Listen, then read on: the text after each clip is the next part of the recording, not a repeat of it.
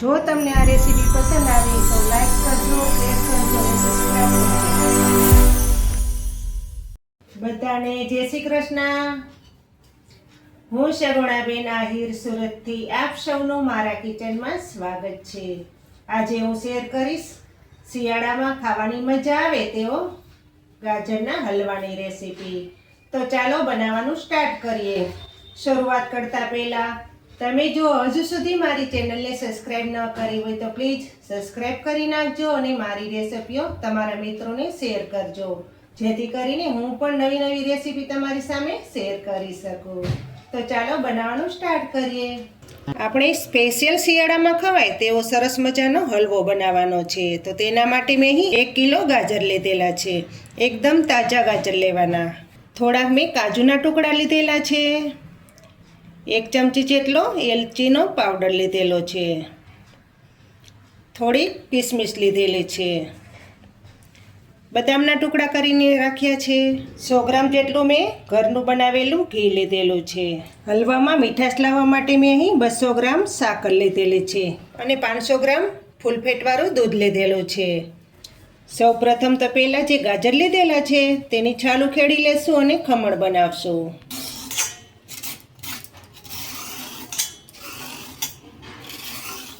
આ રીતે ઉપરથી આછી છાલ ઉખેડી લેવાની, જેથી કરીને હલવો સારો બને. બધા ગાજરની છાલ ઉખેડાઈ ગઈ છે તો હવે ખમણી વડે ખમણી લેશું.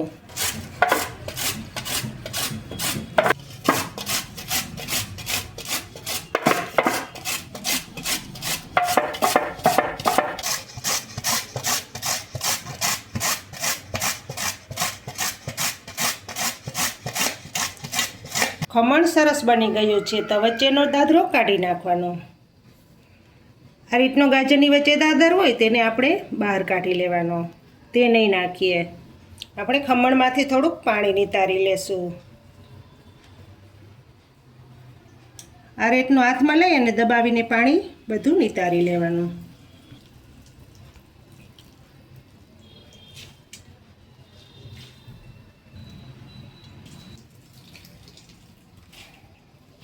હવે હલવો બનાવવાનું સ્ટાર્ટ કરશું. ગેસ ચાલુ કરશું. કઢાઈ સરસ ગરમ થઈ ગઈ છે તો તેમાં 3 ચમચી જેટલું ઘી નાખીશું.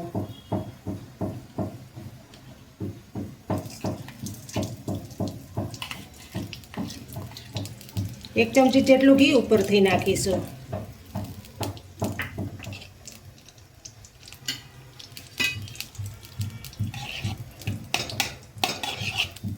ઘીને ગરમ થવા દેશું. હવે જે ખમણેલું ગાજર છે તે તેમાં નાખી દેશું.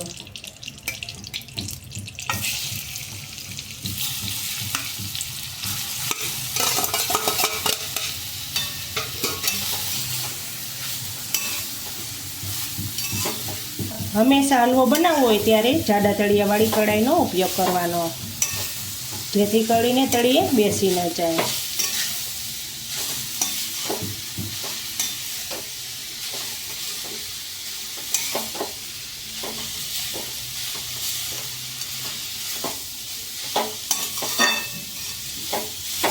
ધીમા ગેસ ઉપર જ ગાજરને શેકાવા દેવાના.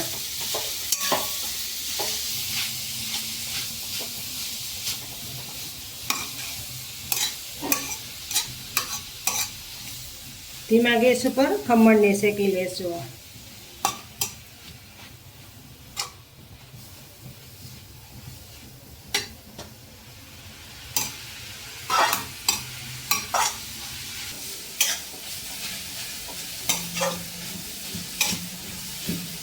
તમે જોઈ શકો છો ને ખમણ સોફ્ટ થઈ ગયું છે. તો હવે તેમાં દૂધ નાખી દઈશું.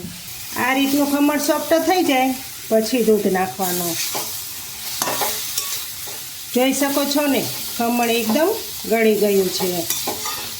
આ સમયે દૂધ નાખી દેવાનું. દૂધ હંમેશા ફૂલ ફેટવાળું જ વાપરવાનું, તો જ કણીદાર હલવો તૈયાર થાય છે.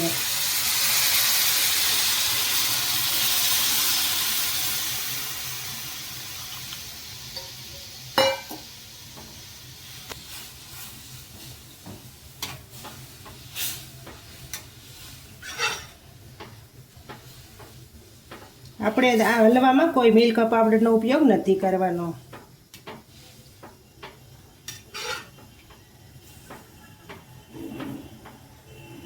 સરસ રીતે પાકવા દેશું જેથી કરીને હલવો સરસ બને.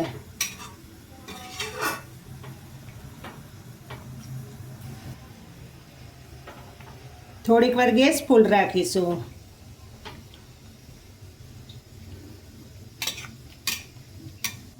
થોડુંક મહેનતવાળું કામ છે પણ હલવો ખાવાની મજા આવે છે.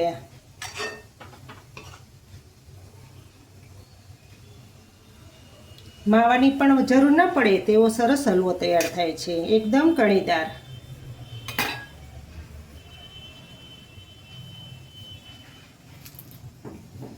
તેમાં જે 200 ગ્રામ સાકર લીધેલી છે તે પણ સાથે નાખી દેશું. સાકરની જગ્યાએ તમારે ખાંડનો ઉપયોગ કરવો હોય તો પણ તમે કરી શકો છો.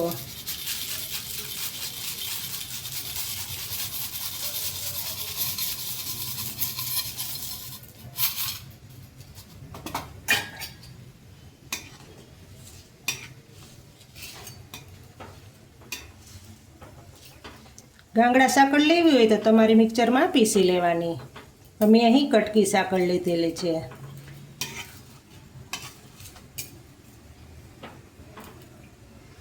સાકર હેલ્થ માટે પણ સારામાં સારી ને ઉધરસ પણ કોઈને થતી નથી.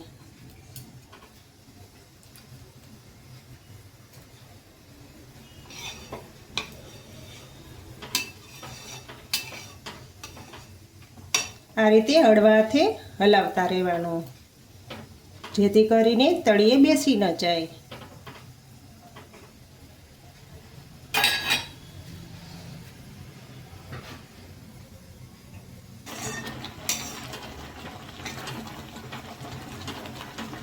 તમે જોઈ શકો છો ને ઘણું ખરું દૂધ બળી ગયું છે. હવે થોડીક જ વાર લાગશે. બસ આપણો હલવો તૈયાર થઈ જશે. તમે જો મારી ચેનલમાં નવા હોય અને તમને મારી રેસીપીઓ સારી લાગતી હોય તો મારી ચેનલને લાઇક શેર અને સબસ્ક્રાઈબ ચોક્કસથી કરી દેજો જેથી કરીને હું પણ આગળ વધી શકું.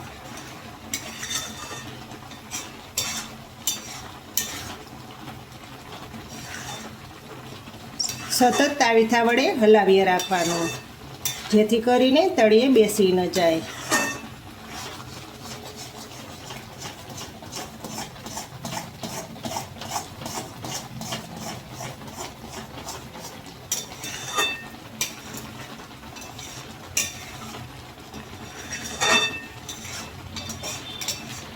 સાઈડમાંથી તાવીથા વડે ઉખેડી લેવાનું.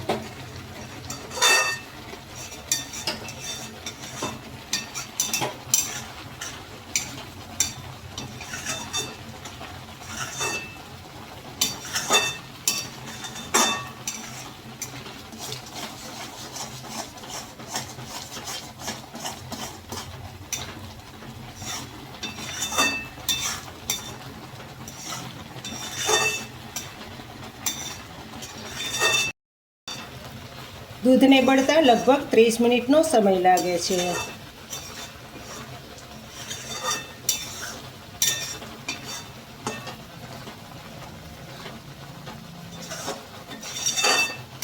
અત્યારે મારા આખા કિચનમાં સારી સુગંધ આવવા લાગી છે.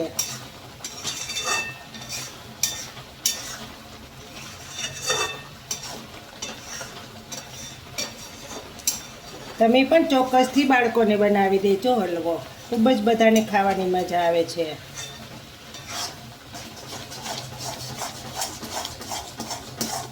હવે ગેસ ધીમો કરી નાખવાનો જેથી કરીને છાંટા ન ઉડે.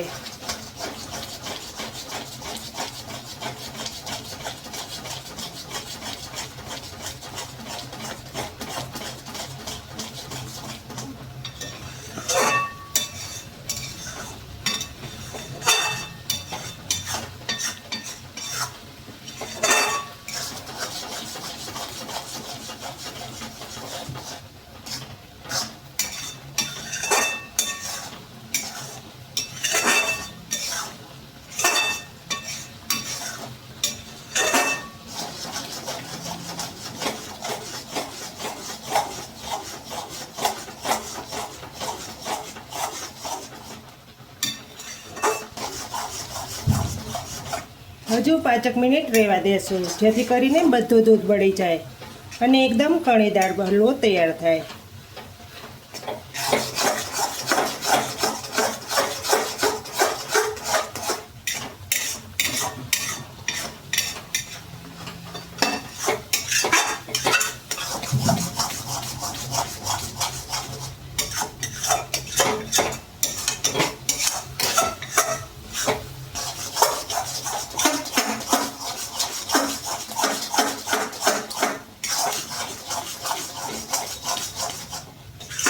જોઈ શકો છો ને કેટલો લચકા જેવો હલવો તૈયાર થયો છે. મોઢામાં નાખતાની સાથે જ પીગળી જાય તેવો હલવો તૈયાર થયો છે.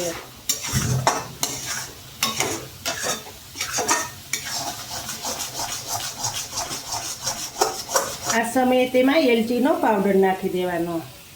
મેં અહીં આખી જ એલચી રાખી છે, ભૂકો નથી કરેલો.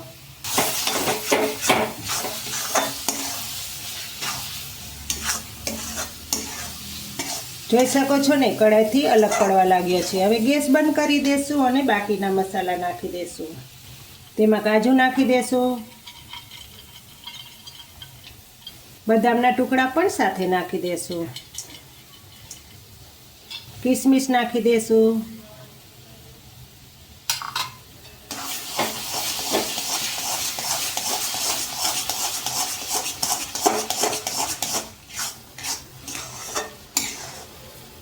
જોઈ શકો છો ને કઢાઈથી અલગ પડવા લાગ્યો છે. હવે ગેસ બંધ કરી દેશું.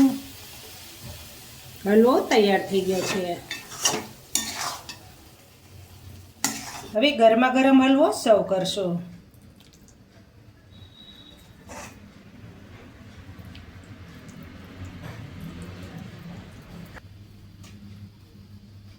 તો તૈયાર થઈ ગયો છે સ્પેશિયલ ગાજરનો હલવો. તમને જો ગાજરના હલવાની રેસીપી સારી લાગે તો મારી ચેનલને લાઈક કરજો, શેર કરજો અને ભૂલ્યા વગર સબસ્ક્રાઈબ કરજો. કમેન્ટ કરીને કહેજો કે તમને આ ગાજરના હલવાની રેસીપી કેવી લાગી અને તમે ચોક્કસથી બનાવજો. ખૂબ જ બધાને ભાવશે અને માગીને ખાશે. ફરી મળીશું એક નવી રેસીપી સાથે. ત્યાં સુધી જય શ્રી કૃષ્ણ, જય માતાજી.